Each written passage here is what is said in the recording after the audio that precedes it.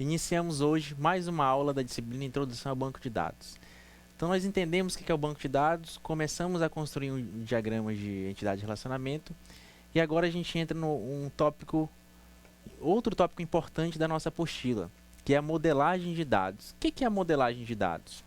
Então imagina que você, aluno, tem uma base de dados e você precisa de fato ali começar a tratar esses dados, filtrar ele para que no final ele gere saídas, ou seja, gere resultados positivos. Então vamos entender conceitualmente o que seria a modelagem de dados e o seu objetivo. Bom, o objetivo da modelagem de dados é incluir dados em uma estrutura que possibilite transformar os dados originais em vários tipos de saída, como relatórios e gráficos. Lembrando que uma forma de fazer a modelagem seria através da normalização de dados. Então, quando a gente fala de modelagem, a gente está começando já a tratar nossos dados, na sua inserção, no seu gerenciamento, para que gere resultados positivos, gere relatórios que de fato me ajudem numa tomada de decisão. Mas para isso, meus dados eles têm que estar consistentes. Eu não posso ter uma coluna ou uma célula, um registro com vários tipos de informação, ou informações duplicadas, ou colunas na minha tabela que não tem nada a ver com o tema dela. Então a gente vai entender justamente isso, essa normalização de dados, que é para poder estar tratando a nossa base de dados. O que seria a normalização de dados? Ela é um processo formal, passo a passo, que examina os atributos de uma entidade, com o objetivo de evitar anomalias observadas na inclusão e exclusão e alteração de registros. Bom, uma frase que resume muito isso, uma fala: não misturar assuntos em uma mesma tabela, que é o que eu disse ainda há pouco a você. Lembrando que o objetivo específico da normalização é minimizar as redundâncias e inconsistências, ter facilidade de manipulação do banco de dados e facilidade de manutenção dos sistemas de informação. São 3 tópicos aí que elencam bem os objetivos. Bom, existem 5 formas aí. Primeira forma normal, segunda, terceira, quarta e quinta para se tratar. A gente vai tratar aqui das 3 primeiras formas normais para a gente entender como que acontece, através de um exemplo real, de várias tabelas ou uma tabela, como acontece essa normalização nas 3 formas. Bom, quais são essas 3 formas, professor, que a gente vai tratar?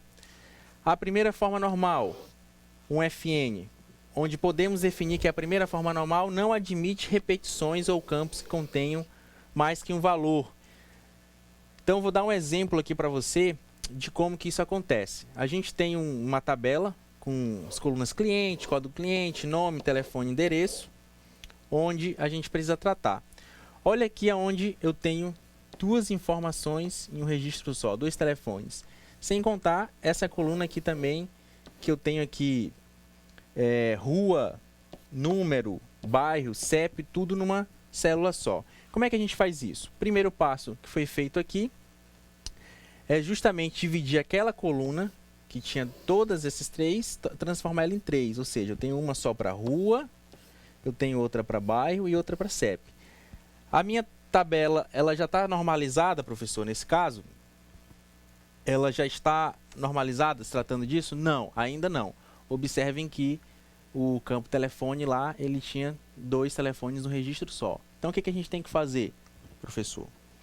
Eu tenho justamente que fazer isso. Já que eu não quero ter campo telefone 2 registros numa coluna só, eu trago ele para outra tabela, onde eu tenho de fato o código do cliente e aí os telefones que correspondem a esse cliente.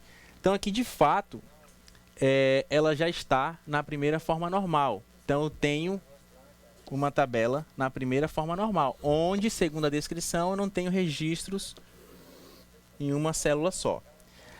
Além da primeira forma normal, a gente vai para a segunda forma normal. Vamos entender o que é a segunda forma normal. Imagina que uma tabela está na segunda forma normal se ela estiver na primeira. Então, o primeiro requisito para ela tem que estar na primeira. Eu não posso pegar direto aquele exemplo anterior e tentar trazer para cá. E todos os atributos não chave forem totalmente dependentes da chave primária. Dependente de toda a chave e não apenas de parte dela. Então, vamos entender na prática como é que é isso. Quais procedimentos para eu trazer para a segunda forma normal? Eu tenho que identificar os atributos que não são funcionalmente dependentes de toda a chave primária, remover da entidade todos esses atributos identificados e criar uma nova entidade com eles. A chave primária da nova entidade será o atributo do qual os atributos removidos são funcionalmente dependentes. Bom, aquele exemplo que a gente já tem da tabela com vendas, número de pedido, código do produto, quantidade, valor unitário e subtotal. Então, de fato, aqui a gente representa essa tabela. Ó. Como é que ela tem? Ela tem número do pedido, tem código do produto, quantidade, valor e subtotal. Essa está na segunda forma normal? Ainda não está. E como que a gente faz passo a passo para trazer ela? Bom, lembrando que o nome do produto depende do código do produto, porém, não depende do número do pedido, que é a chave primária da tabela, já que a gente não pode ter. Portanto, não está na segunda forma normal.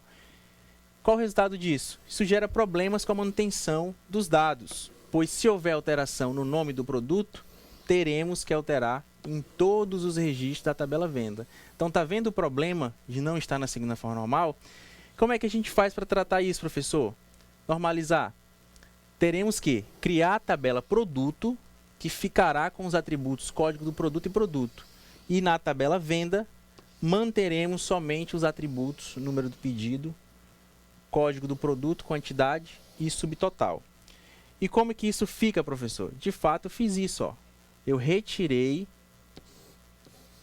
a coluna produto e trouxe o número do o código do produto para estar associado a esses meus produtos. E aqui sim eu tenho uma tabela já na segunda forma normal.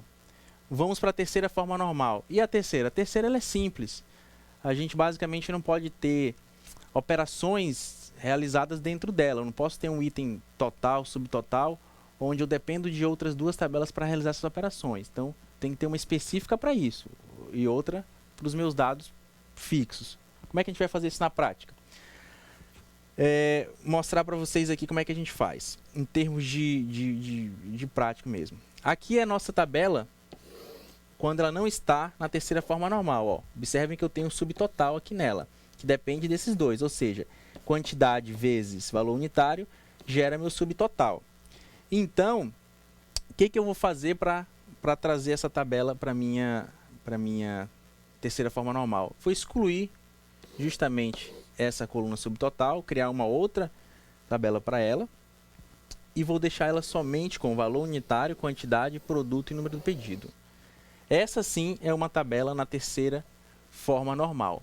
Então aqui a gente entende, em termos práticos, como que a gente trata as três formas de normalização.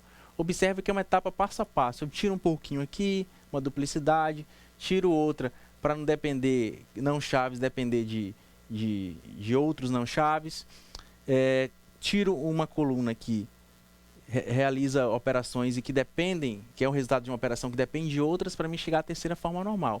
Então isso é o básico para a gente iniciar aí a normalização de dados, se tratando de banco de dados.